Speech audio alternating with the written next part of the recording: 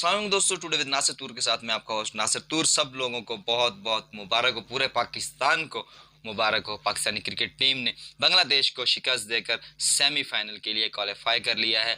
ये टूर्नामेंट इंतहाई दिलचस्प टूर्नामेंट है जहां पर सबकी प्रिडिक्शंस गलत साबित हो रही हैं। जहां क्रिकेट एक्सपर्ट्स साउथ अफ्रीका जैसी टीम को फेवरेट करार दे रहे थे, वो साउथ अफ्रीका टीम सेमीफाइनल की दौड़ से बाहर हो चुकी है और वो नेदरलैंड्स की टीम से 13 रन से शिकस्त फाश हुई।